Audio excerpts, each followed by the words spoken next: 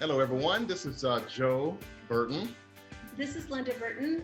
with Fighting to Stay Married. This is our bi-weekly podcast called From Generation to Generation. And today we're going to be discussing a topic about love or have you ever been in love before, or have you ever been asked that you're in love, something like that? No, you're way off. Okay. She'll tell you what it is. It's basically when you think you're falling out of love with a person. So it's Falling out of love. Yeah, it's a normal stage that you go through. You're in that high of, ooh, they can't do anything wrong. Everything's perfect. And you get married and you go through the relationship, and 2 years later, 3 years, some time passed, and all of a sudden you're like, I don't think I love this person anymore. Like, what did I do? So I want to talk about that today of, did they really fall out of love, or did they fall out that type of love? And what does that mean? Because actually they were never in love in the first place. That's actually a healthy thing of falling out of that type of love. You can't stay on that high too long. A honeymoon stage type thing? Is that what you're talking about? Mm-hmm. Puppy love? Yes. So can adults have puppy love? Is that a thing? Yeah. I thought puppy love was like, it was only for the high school kids or the middle school kids. So do adults have puppy love? Is that such a thing? I think they can experience it if the adult isn't mature yet enough to know what's going on. Oh, yeah. I think they can experience it. Okay. It's more of an infatuation. Mm-hmm. Yeah.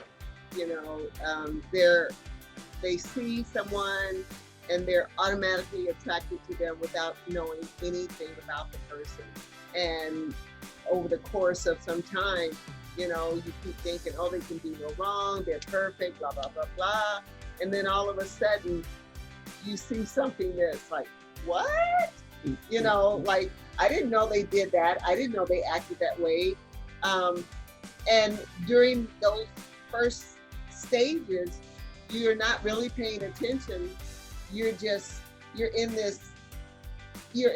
zone of, wow. You're smiling. I bet you stuff.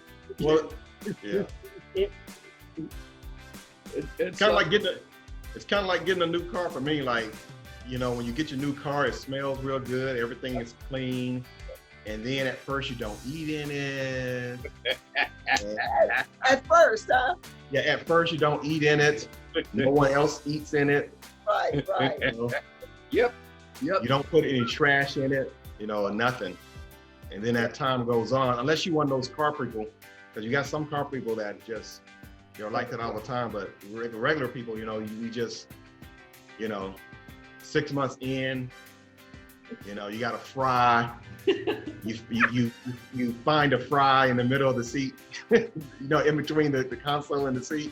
Yes, sir. And you're having a fit. Oh no! Yeah. So, But you're looking, okay, so this is what I wanted to do. You're looking through tinted lenses, okay? Like right now, everything is yellow because of what I'm looking through. So in the state of infatuation, that's where you are. These aren't pink, glasses, but, everything looks rosy, everything looks perfect. We're perfect for one another and all that garbage. Rather than take your time and find out who this person is, because your hormones are kicking. In fact, yeah, they're kicking in. They're pretty hard. Yeah, they're kicking. And so if you're not level-headed, it can be a dangerous state to be in. And in today's culture, people are quick. In fact, one of our, and I think you guys were in this class too. What is it? I'm sorry. But anyway, they talked about how soon do people have sex after their first encounter within our reach. I don't know if you guys remember that. And Yeah. they said it, yeah, they said it for some people it's within hours, Yeah. which is really, really, Dang. it's dangerous because not only are two bodies meeting, there's a whole new thing happening. Yeah, so I'm gonna give it over to Mister because I could use up the whole hour all by myself talking about this, because to me it's very sad that we find ourselves in the state of casual relationships, casual sex. Like, I'm going to a football game. I'll be back in a couple of hours. And that's pretty much where some people are. And it's dangerous because now what you've done, especially for a woman, she has given herself. Mm. She's given herself over. Now her heart is attached. At first it might have been the body. Oh, he's hot, blah, blah, blah. And she's given herself away, but now her heart is attached. And he's not ready for heart. Yeah. He's not there. Yeah. So Most of the research shows that men commitment level comes a lot slower than women. And so quite often the relationship is out of balance in the beginning. Later on, the commitment level of men catches up, but it doesn't start where it starts with women all of the time, especially if sex is involved. Right. Mhm. And that can be a dangerous place to be in because you don't know what the outcome will be. Children are conceived this way more often than it needs to be. And so now there's a lot of variables about, oh, now I got a kid. I wasn't ready to be a dad, and I don't know if I can support her and this child. So people are just rushing in. They're just, it's like a quick meal, Don't forget my fries. That's right. In the car seat. In between the console and the car seat. Yeah. You made me think about something when you said that men, men, they usually commit a little slower and it comes later. Mm-hmm. It kind of reminded me of when you have children as they grow up. Usually the girl, I don't know if it's in all cases, are a lot more mature or is taller maybe. And the guy and the boy is not. But then later on, it goes like this. Reverse it. The boy starts to sprout up. Right. Mhm. Right. So it's like, yes, I know I guess look to nature, huh? Yeah, and it's not to say that's anything wrong with that. It's not wrong. We're not talking about right or wrong. It's just natural. It's the nature of humans. Right. Men are slower to commit to something, especially when it has something to do with relationships than women. That's not that there's anything wrong with men. They're just different that way. Mm-hmm. And the women should be that way as well. But our emotions get so involved. Right. And so if you've made that connection and that connection was through sex, you're already at a default because you've allowed yourself to give yourself in the most intimate fashion to someone who you really don't know. Yeah. You really don't know. Your emotions get involved, and that starts to look like I'm possessive, jealous, ownership, that kind of thing. Mhm. Starts to look like that. And those are things that push the person away from it. I know as we talk about this, you guys, when we do premarital counseling before we marry a couple, we talk about a thing called the love cycle, love circle. And a love circle is if you take a piece of paper and draw a circle, complete circle, and divide it into 3 pieces of pie. So there's 3 pieces of pie. There's the emotion. One piece is the emotion. The other piece is the commitment. And the third piece is the work. And quite often we eat the emotion, and when the emotions, we get finished, the emotion goes away. In the middle of the emotion, we make the commitment. Quite often we make the commitment in the middle of the emotion. But when the emotion go away, we're left with this commitment. And when that commitment seems to, well, I didn't really Sign up. for all of this work, you know. And so then the work, if we're not really willing to do the work, then the emotion doesn't come back. Right. And then we're left with this choice. And the choice is either get someone else or do the work and make this work. Mhm. You know, and I think it's kind of important for people to understand the process circle of relationship. We're attracted from the emotion place. That's what connects us. Mhm. That's what makes us look at each other. It's what makes us notice one another. Because we're fashioned differently. The way God designed women, round, and men are more angular. So there's an attraction because you're different from me, but I still find you attractive. And so when people don't, like James is saying, when you don't do the work, you will find yourself in a very empty place. And then you'll get angry. You know, you might even be angry at that person. Well, I thought you were blah, blah, blah, blah. This is who I am, but you didn't take the time to discover who I was, you know. And people don't want it, you know, everything has to be, I want it now. Give me those fries now. You know. And as soon as they come in the bag, I'm putting my finger, and my fingers are burning, but I'm still wanting to put that thing in my mouth. Or what if they are ignoring signs, or Oh yeah. you know what I mean? Red They know they flag. like something. Yeah. Ooh, red flag, red flag, red flag. And I'm trying to cut the flag in half so that it'll fall on both sides. I don't want to see the flag. I don't want to think about the flag. I didn't see red, but that's what it is.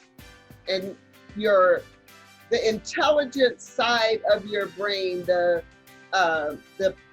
executive part of your brain, and this is why young people get in trouble. The executive part of the brain is not completely and fully developed. So they're not making good choices based on their age, based on the stage of development that they're in. So they make a lot of risky choices, and they're not, you know, a mother can have a talk with her daughter, a father can have a talk with his son, and it's just like, oh, you don't know anything, like you've never been young before, you know? So it's that stage of rebelliousness and discovery and sowing wild oats. That's the hormones that doing that. And yeah. And then here you are 10 years later with 3 children. Yep. Yes, sir. Right? And now that stage has long gone. Mhm. Right. It probably, it's long gone, right? Yeah. Mhm. And then Especially if you didn't do the work. If you don't Right. do the work, your stage is long gone. You can be in a relationship stuck and stuck in there because of the script you may have received that you're not supposed to ever leave a person and that kind of thing. You can be stuck in that script, but you're stuck miserable. Mm. That's never been the intent, to be miserable in your relationship. That's never been the intent for a relationship. Wow. in scripture, especially in the book of Proverbs, and you know, I'm throwing Proverbs all over the place for people to study it. It talks about, in the very first chapter, it says, "Son, hear the instruction of your father, for they will bring you long life, and they'll be like ornaments on your neck or on your head." I forget which. But what it says is it because when you, during the time of the Bible being written, people that had jewelry, crown, they were thought of as, elevated in society. Like they had wisdom, they had learned, or they were wealthy, or they had the status of a king or a prince or an heir or whatever. And so the book of Proverbs uses a lot of imagery. And so when you study the book of Proverbs, it'll teach you how to have those conversations. It talks about not looking at a woman. It talks about be careful not to pass the immoral woman's house because it's a trap. Other men have Going in and went down the hill. Yeah. So it's an incredible book. If anybody wants to study the book of Proverbs, this month is good because it's 31 chapters and we have 31 days. Yeah, well, that is imagery. What that meant was that other men have went into her house, have been lured into that, her attraction, and their life has been destroyed. Right. Yeah. Really. Yeah. Destroyed to the point of, well, not always destroyed to the point of death, but destroyed. Right.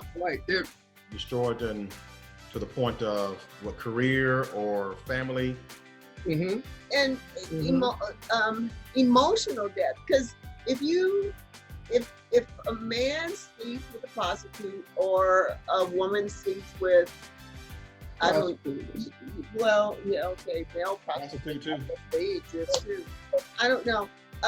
It takes what God created as a gift, and it's no longer a gift. It's almost like a curse because it was used out of context. It was used outside of what it was created for. Gotcha.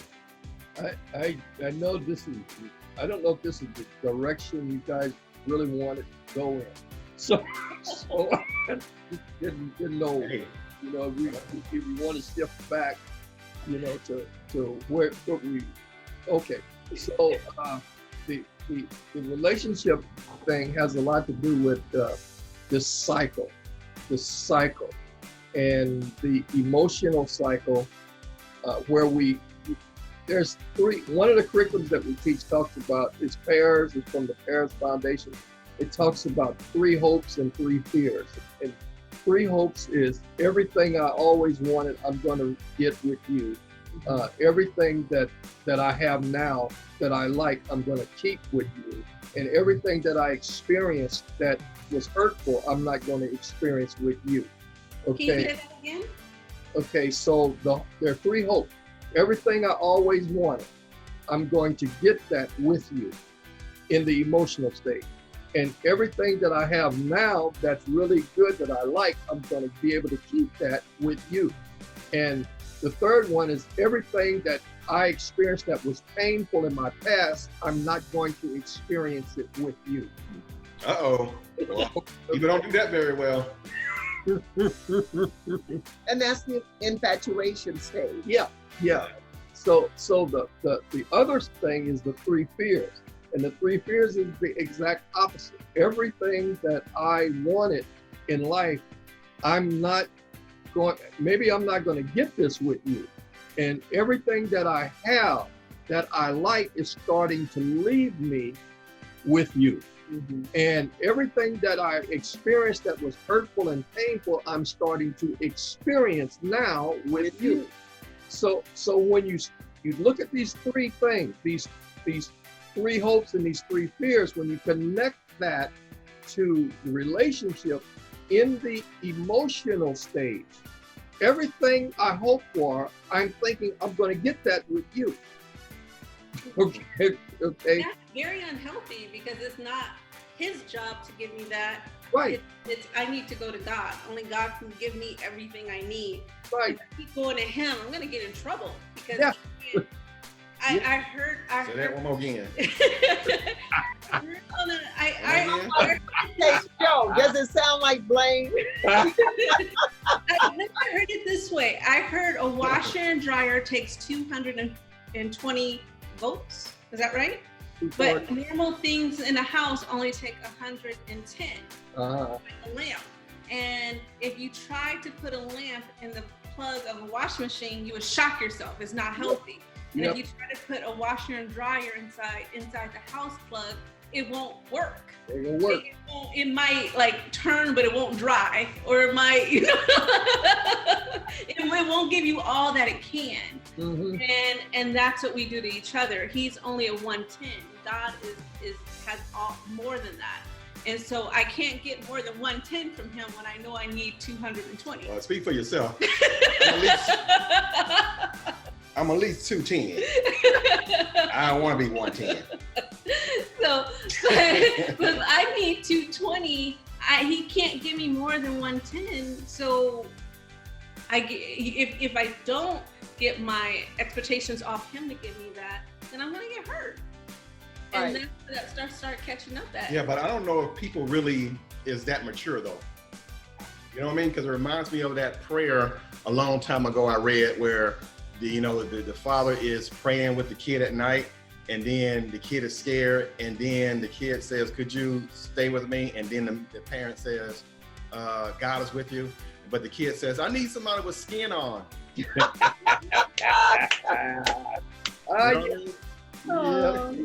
That's what it reminds me. So I don't know if people that mature, like, to always make that disconnection. They expect the person to be more. For some reason, they can't make that disconnect. Yeah. Mhm. Yeah. They're looking for that person because that's who they see and feel and experience. Such. Yeah. Yeah. So it takes a maturity, I think, Yeah. to Exactly. try to go vertical with it. So it is. Yeah. So it's taught this way: an illusion, disillusion, confusion, and conclusion. So the illusion. This is part of Paris curriculum. Mhm. The illusion is that we're going to have the white picket fence. Everything's going to be wonderful. And all of those things that I hope for, I'm going to get it with you, and life's going to be just happy ever after. Mm. That's the infatuation state. Okay, the problem with that is this. Because we are humans, somebody's going to hurt somebody's feelings. And here is the one constant in the whole cycle. Whatever you look for, you find. Yeah, that's true. Whatever you're looking for, you'll find. So in the infatuation stage, I'm looking for all of those things to be wonderful. And because I'm looking for it, that's what I'm finding. Because that's what I'm paying attention to. Oh, she's just wonderful. Oh, look at how she smiles. Oh, look at this. Oh, look at that. That's because that's what I'm looking for. Mhm. The problem is, then she does something to hurt my feelings Or something I don't like. or something I don't like. Uh-oh. Now it changes what I'm looking for. And guess what? When I shift what I'm looking for, guess what? I find it. Well, she ain't she's not this, and why don't she do that? And why don't she know I feel like this? And why don't she act like that? Because now that I'm disillusioned with her, it changes what I'm looking for. Right. And I think the media has really hyped that so that people are constantly wanting to, if you could. And let me just say this, when we first got married, we had no car, we had no phone. He was working in Los Angeles, I was staying at home. And I used to look at soap operas.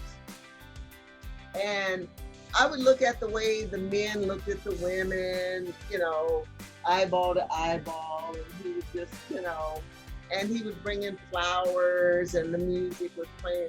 And I'm like, why doesn't he do that? That is crazy, but people live in that world. And they think that, this is ideal, this is what I want, this is what I aspire to. The thing is, they don't understand, after somebody kisses passionately or whatever, the director says cut, and then they pull apart and go smoke a cigarette. Because that's not real, but sometimes I think especially with females, we go there. We put so much emotion in it that it blinds us, or we're looking at, we're looking through lenses that cause everything to look a certain way, and that's not life. Yeah. So then my question too then, so that is trying to point people in the direction of, okay, this is what you should do in the beginning, but now for the people that already find themselves in that situation, right? So what's the hope, Okay. right? So, What's the course that you need to, what do you need to be doing now? okay, so skills become really critical again. The beginning though starts with, I need to understand this is the natural course of a relationship. It ain't nothing wrong with that person. This is just the natural course of relationship. What's happening is I'm moving out of that, as you called it earlier, the honeymoon stage. But once I move out of the honeymoon stage, now I start to see all the things I don't want in you. Okay. So the problem now is that I try to fix you according to the way I think you're supposed to be fixed. So whatever people done to you to fix you, you try to do it to them. So when that don't work, we get confused. Yeah. Like, and when you said that, I just thought about a parent who tries to correct their child to show them the right way to do something, but then at a certain stage, that child starts saying no, because they hear you say it all the time. Now they're saying no, or they're sulking, or they're pouting, or they're angry, and you walk out of the room and they've thrown a toy up against the wall because they didn't get their way. And that's the experience of being human. We're not always going to get what we think we want. That's not realistic. And then if we try to fix that person and they don't fix, we're confused. So we went from illusion to disillusion to now we're in confusion because they don't fix. And we interpret they don't fix as if you don't love me, or you why are you here? And I could do better than you, and all that kind of stuff. If you really love If me. you really, yeah. If you really love me, you would do such and such and such. Yeah. So because I'm confused because I'm doing the wrong thing. Remember, spending time doing the wrong thing is wasting time. Yeah. I'm doing the wrong thing. So the work means I need to be skillful. I need to learn some skills so that I don't lose your goodwill, because you are just being you. You were the same you were when I was in the illusion. You haven't changed. You're just being yourself. Yeah. So that's true, because I'm thinking about, as I think about it now with Linda, because Linda is not a cook. She doesn't like to cook, and she never did like to cook. Even when I first met her, she cooked, but she didn't like it. So I was under the illusion. I had went through that stage for a long, long time. So that makes perfect sense. Because in your mind, you think the wife should cook. Yeah. Yeah. I mean, that's what I grew up with. I never grew up with that. I noticed that I remember the men having their dishes. It was always the women having the dishes. They cook the dishes. I don't remember my dad's chili. Got you. You know what I mean? Or my dad's, famous ribs.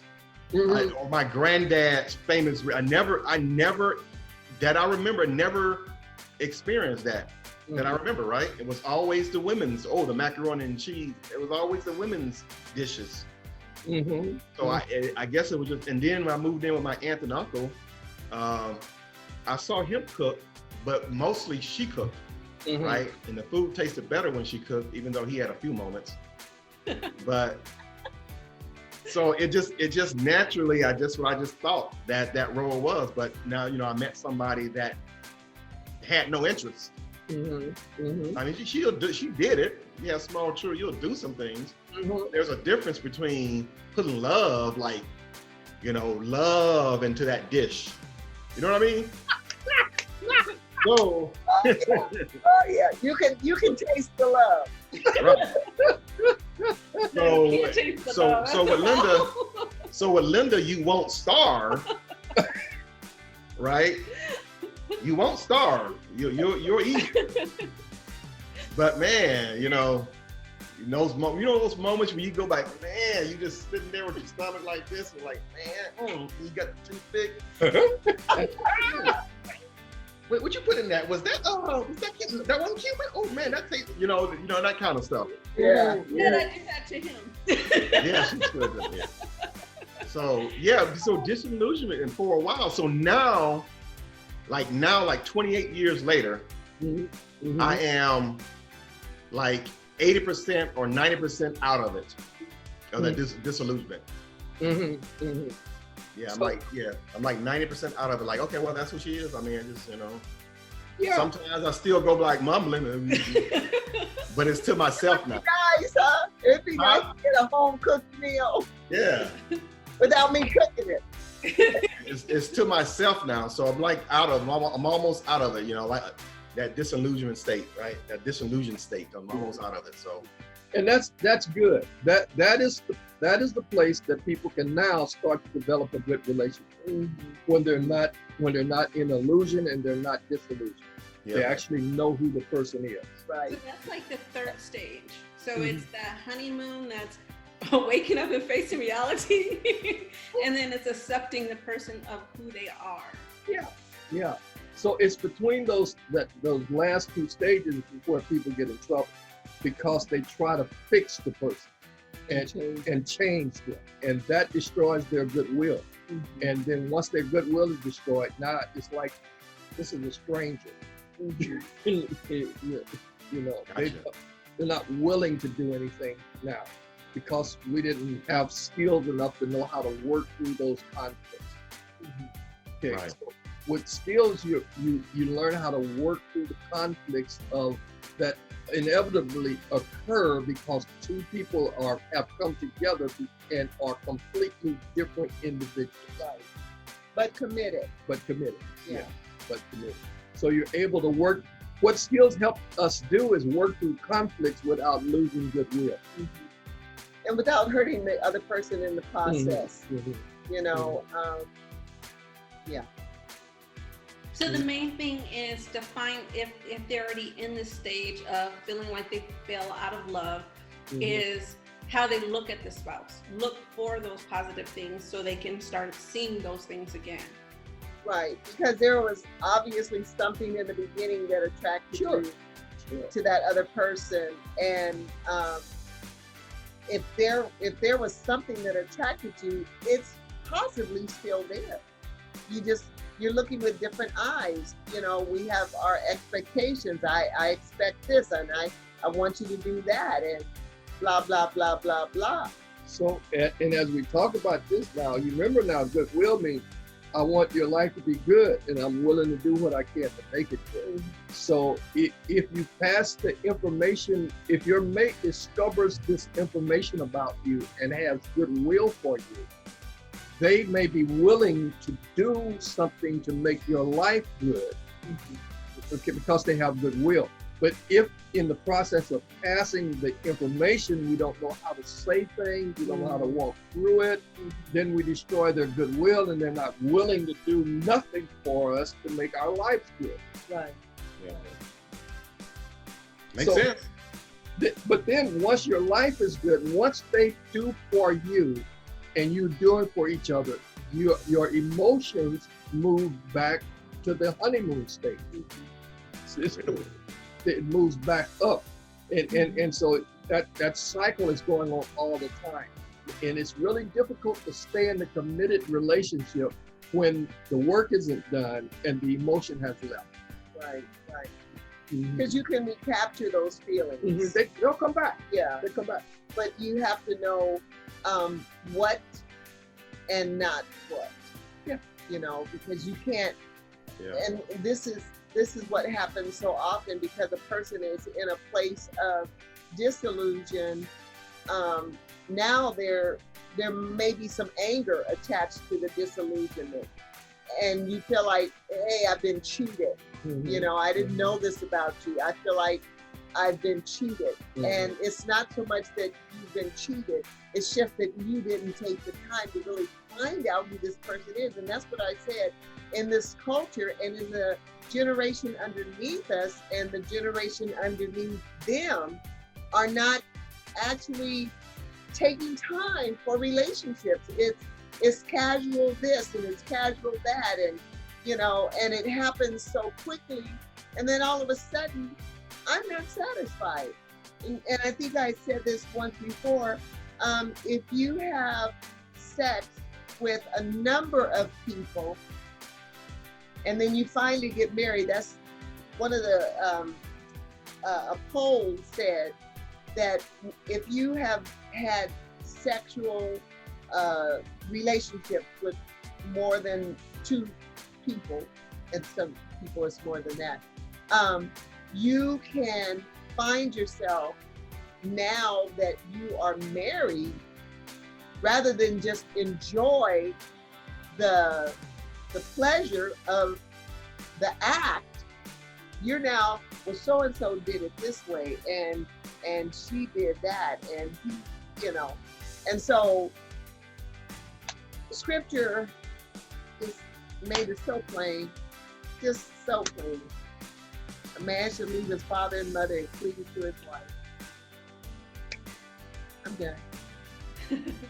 So do you think lowering your expectation on your partner will help bring them back as well, instead of expecting like this and this because I think I want this, and let that person be that person and just learn how to accept them the way they are? So I have to lower my expectations on this person.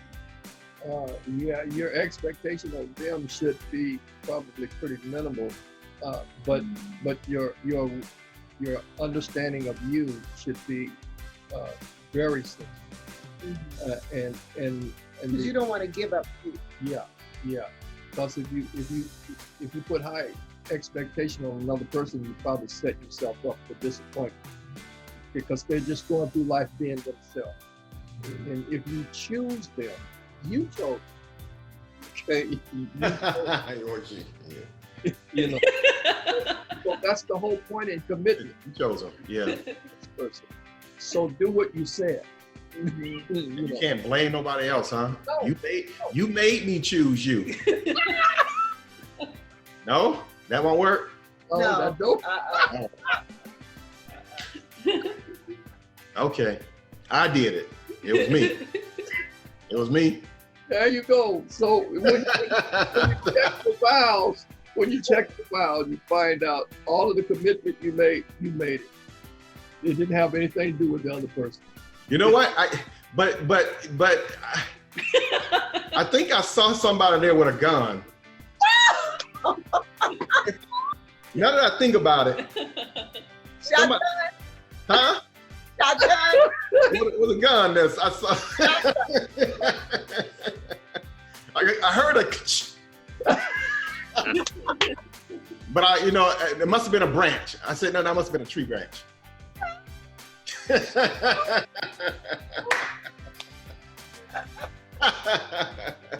I'm just messing.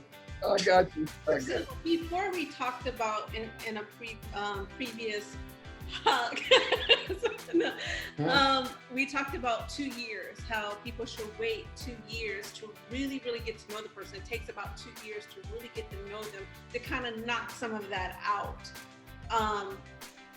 What else could people do? What else? Is there anything we're missing that would cover this area? I know when we were talking, you said the circle, there was 3. We only did 1. Does only 1 qualify for this? Or what about the other 2? Or Well, I think you mentioned 2. You mentioned the emotion, and then you mentioned the second one, Commitment. commitment, and then the third one is the work. okay. So, yeah. So, Well, I mean, people got to listen, right? I mean, the reason that you have older people, we advance and we get older.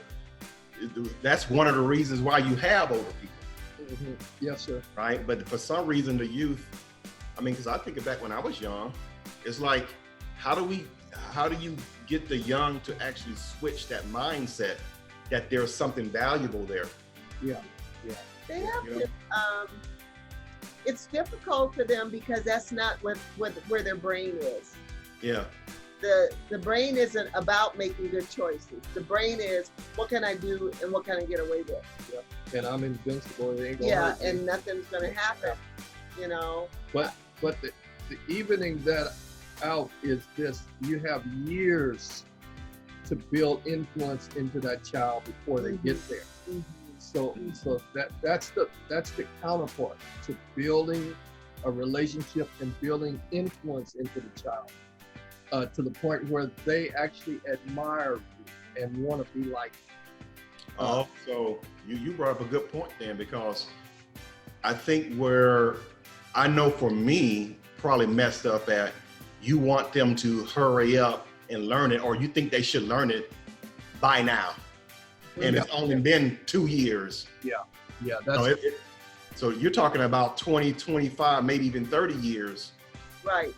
You know Because what I mean? everybody's brain is different. Mhm. Everyone's brain evolves over a period of time. For some people, they get it quicker. Like I've seen studies where there's some things that women just get quicker than men, because they're more fine-tuned into what's happening up here, and not, well, there's a connection. There's a connection. And so I think it's important that we at least have these conversations.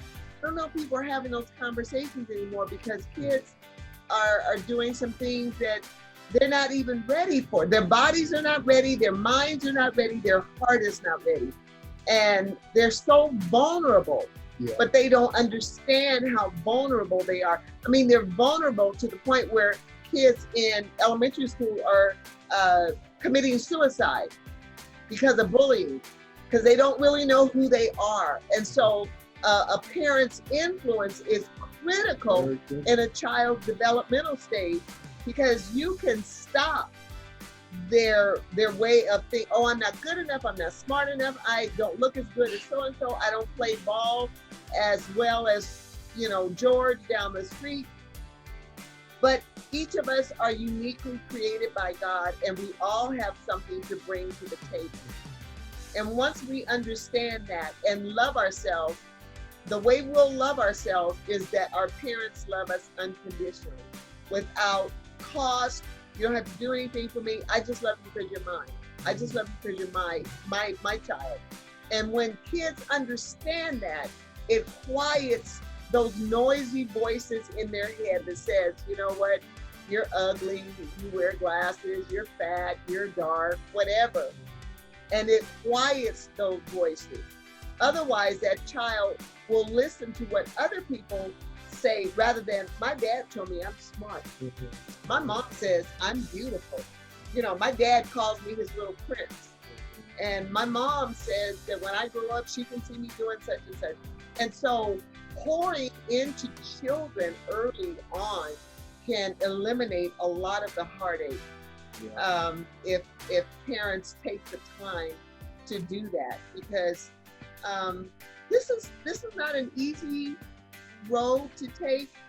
It takes some time, but at the same time, it's doable. Yeah. It's doable. For them to get what we're talking about tonight, for your child to get this from you, you probably want to start when they're around 3 or 4. Developing influence into them. So when they get 17 and 18, they can hear you And want to. and want to hear you. Gotcha. So you know up front what's going to happen later. That gives you an advantage. Wow. Well, this has been good. I like it. Well, I just think too, Joe, it's really important for our generation, my generation, to have poured into the generation that you guys are in, and that your generation will pour into your kids. Because if you guys don't do it, they're gonna be in trouble. They're gonna be in trouble. And so that's what the book of Proverbs talks about, that that godly wisdom, the wisdom of a father, the wisdom of a mother, and how important it is for life. Yeah. So Well, that's why we're here. That's why you have parents, yes, whatnot, and all that good stuff. You yeah, know? And grandparents. Yeah. And grandparents. Yeah. Like some aunts and uncles, is not bad either. Right. right. you So know? that circle of relationship, the cycle of relationship, your kids really need to learn that from you, from their parents. They need to learn this before they go out there trying to do relationships. They need to understand that there's a map Mhm. that happens in relationships. Mhm. Okay. Mhm. This been good. Do you have any last things that you want to bring up, Linda? No, I think we covered it well. It's been good. It's been very good. We'd like to thank you guys for your time, Pastor Flowers, Pastor Kathy, Pastor James. Well, It's always been a pleasure.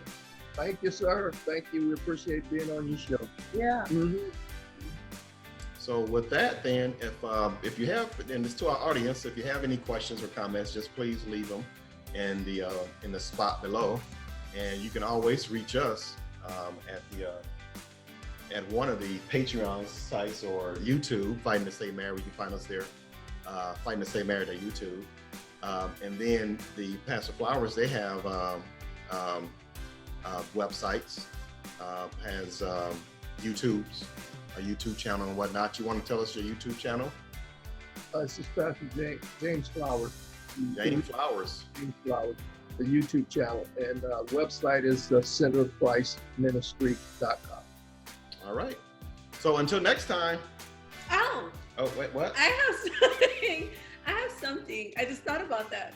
I am starting a new podcast. And I got it from this ideal, and as we were teaching different classes and talking about how people can inspire people. And as we each have something to offer, to give, just like how we're working with the Flowers of being like a mentor, being that generation that gives on, that we can give on. Well, God has blessed each of us with a gift. And I am doing a new podcast as well, Fighting to Stay Married, keeping this one, but I want to do one more calling People Inspiring People, and it's just less talk. And we're just getting people, there's no special person, just random people that has been through something, learned something, going through something and overcame it, or just have knowledge on something to share. And it's not saying this is a better way, you need to do it this way. It's just having a different perspective in life. Because sometimes if we have a different perspective, it gives us more choices. It gives us more options. It opens up our mind more and say, we're not alone. We can overcome this. There's a new way of thinking. It opens up doors and help us understand some of the things that we're going through. So I am starting a new one called, I just forgot the name of it. People inspiring. Write it down. I know. Where are your notes at? People inspiring people. So I want to tell you guys, look forward for that one. I did my first one from somebody who had the coronavirus. So I interviewed her of just her experience going through that. Because I thought that was, I'm not going to say it was neat, but it was you hear it, but you just don't really understand it or know it. So it was nice to just hear her side of somebody who actually went through it, than what's on the news or the radio or hearing rumors and all that stuff, of just her experience from taking a test, from going to the hospital, from her medication to now home and okay. And I know there's so many other people that went through different things in our life, like our first episode of loss of a child, just different things in our life that we can inspire other people to give them hope, to give them power and strength and the ability to move forward and move on. So, She was a friend too, right? yes. She was a friend, yes. so. So Okay. I really want you guys to listen to that and look forward for that to be Sounds coming. good. Sounds good. Okay. Great. All right, guys. We'll Okay. see you next time. Thank you. Okay. You're welcome. Take care. Bye. Take care.